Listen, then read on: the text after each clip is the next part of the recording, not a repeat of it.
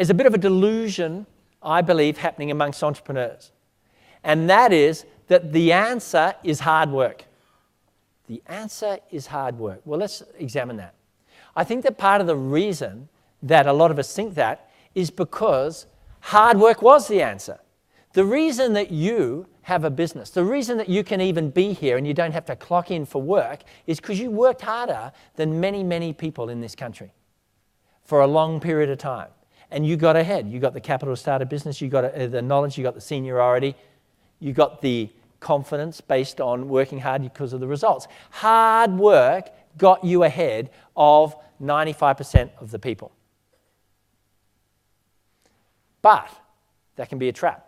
Because as the great executive coach Marshall Goldsmith says, what got you here won't get you there. You see, you've now got to an elite circle of entrepreneurs. Very few people own their own business. But everybody works hard in this circle. There ain't no advantage in working hard. You're just like everybody else. Now, I'm not saying you shouldn't work hard. Of course you should work hard. But all your competition's working hard. There's not many people in here working under 10 hours a day who own a business.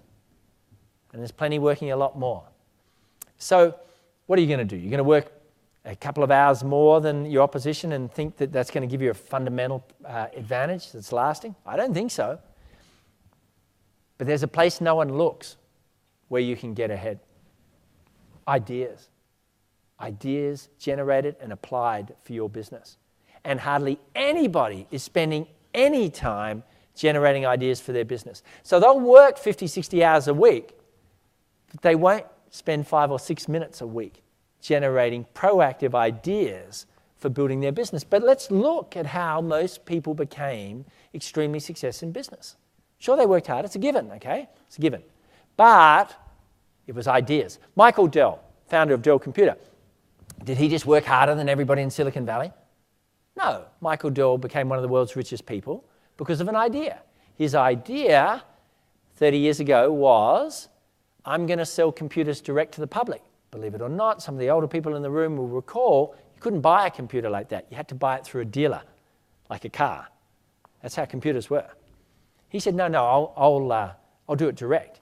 He was making hundreds of thousands of dollars a year in profit while he was still in his dorm at university because of the power of the idea. So you look at Howard Schultz, the founder of Starbucks. Did he just become a billionaire because he outworked everybody who owned cafes? No, of course not. Howard Schultz became a billionaire because he went to Italy and saw that cafes were designed in a completely different way. They were a place for the community to meet and talk, as he called it, the third place. There's work, there's home, and there's a place in the middle, or there is in Italy, where people hang out. He said, we need to bring the Italian coffee experience to the rest of the world. That's an idea. That's how he became rich. So what about Richard Branson? There's a guy who really has built his entire wealth on ideas applied. So he started with a student magazine. That was his first idea. Then he got into, had a record store, or sold records via mail, then a record store, then a music label, then an airline. That's a totally different idea. And then in financial services, he's made a lot of money with credit cards and financial services. Now, not all of his ideas worked. I mean, he's had numerous failures. One of his failures is, believe it or not, he opened a bridal wear store, and it was called Virgin Brides. Surprise, surprise, it went out of business. Very small target market. But most of what he had worked. It's the power of an idea. So the question is, are you generating enough ideas?